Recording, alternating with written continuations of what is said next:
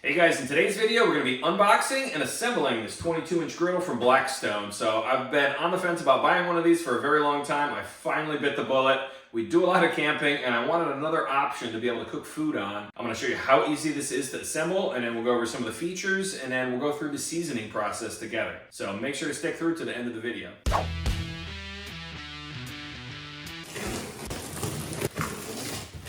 As soon as we open the box, we're greeted with the stand. So there are two different 22-inch versions that you can get, and one is with like a straight leg stand, and the other one actually has a stand that has wheels on it. So that one's probably a little bit more portable than this, but the legs do fold up on this particular stand.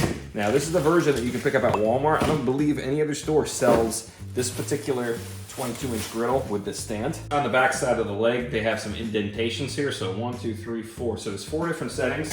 And all you do is you loosen up these thumb screws here, and you just bring that mark to the end here. So we'll do the same on all 4 of these legs. As you can see, that has a nice fancy logo on here, but that's all there is to getting this stand ready to hold the actual griddle. So here's the griddle inside. It's packed very nice. We're gonna pull some of this other cardboard out of here to make it easier to grab onto the griddle itself.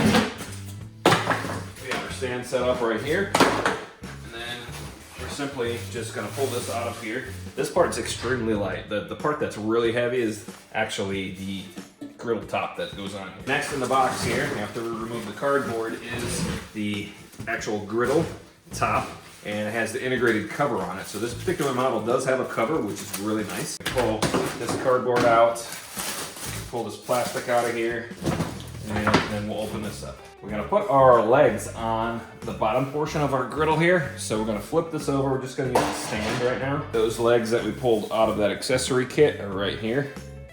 They just screw right into the bottom here. So if you don't want to use this stand, you can actually sit this right on a table or some kind of countertop or whatnot. So these feet allow you spacing from whatever countertop that you put it on if you don't want to use the stand, but they also serve another purpose on the stand itself. There's actually holes in the stand here that you'll notice that actually help hold everything in place and keep this from slipping off when it's sitting on the stand. So I'll show you that once we get the rest of these feet installed. They actually match up perfectly with the feet. All right, so that's gonna keep this thing from, if you bump it, it's gonna keep it from falling off the stand. Now we also have our shelf here, and you'll notice that there's 4 screws here, and they're actually spaced out already. So all you have to do is, you have these keyholes on here. Just slide this in place, press down. Now you have a nice little stand to put your utensils, whatever food that you're cooking or whatever on there. This is our grease trap here, and on the back side you'll notice this slot. That's where the grease trap goes. This uses these little aluminum pans here. You can buy these on Amazon. You can buy them at the store. They sell them everywhere.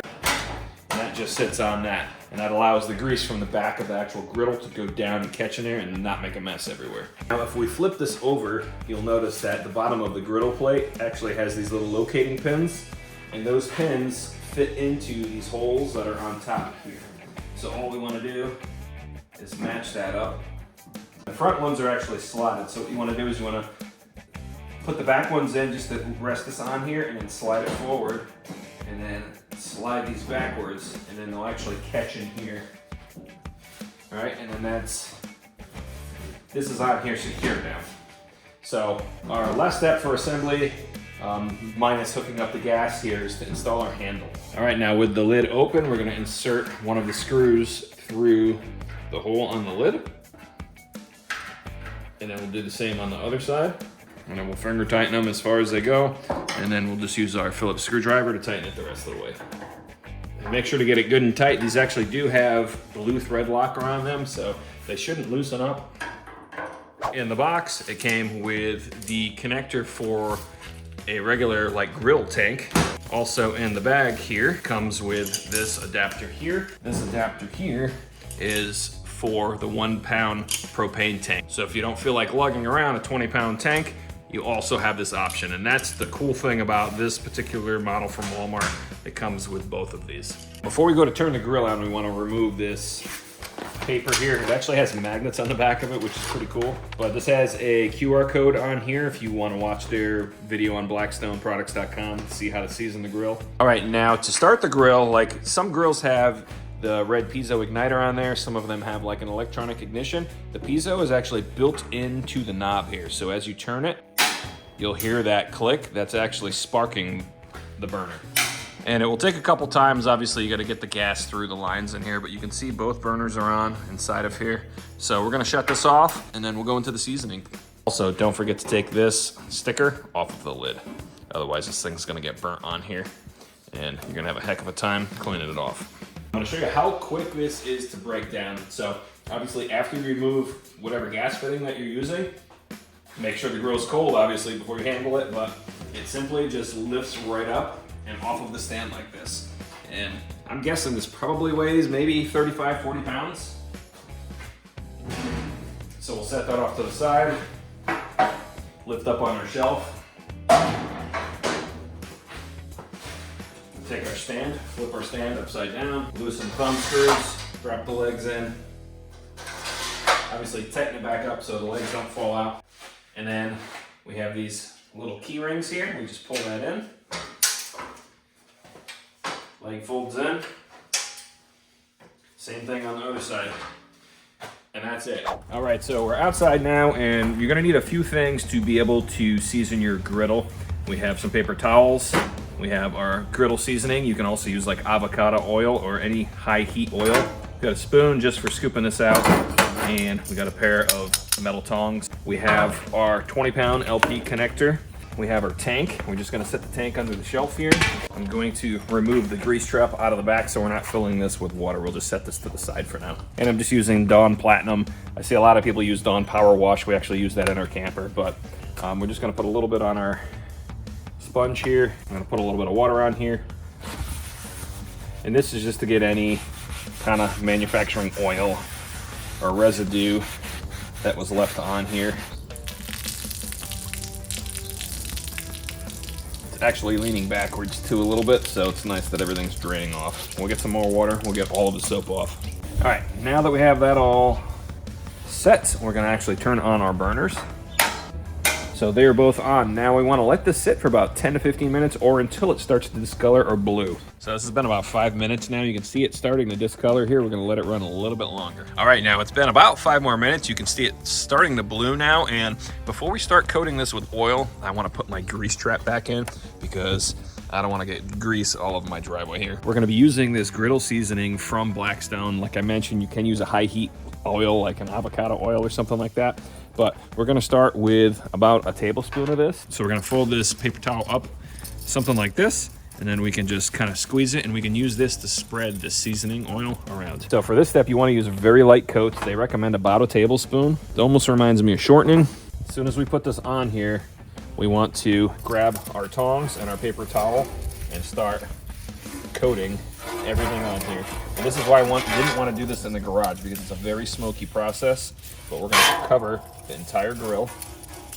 We're going to make sure we get in all of the corners. I have seen people like use a blowtorch to get in the corners to help season it because sometimes the sides and the corners don't get as hot as the actual grilling surface.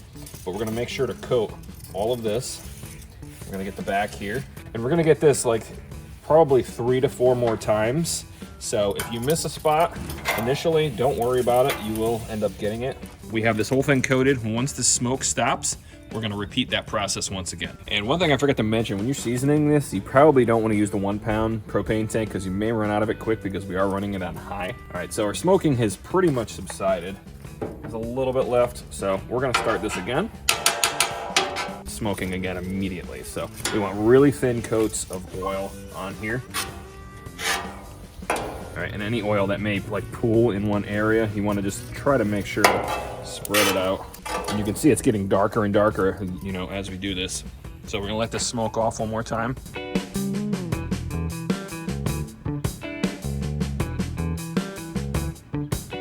So this is after 4 coats of the grill conditioner and seasoning, and you can see I have just a little area here that still needs to darken up a little bit, but it's looking pretty decent. We're gonna be leaving for camping here soon, so I need to shut this thing off and let it cool down So this stuff's really good. Like I said, you can use avocado oil. It's probably a little bit better. I know this has like some kind of coconut oil or something in it, and everybody's like crazy about seed oils, but it's looking pretty good. I think it's working well. And after we put our first cook on here and, you know, get some food on here, I think it'll season up even a little bit better. All right, guys, super easy to unbox and set this grill up. Less than 30 minutes. The larger grills may take a little bit longer. This is the 22-inch.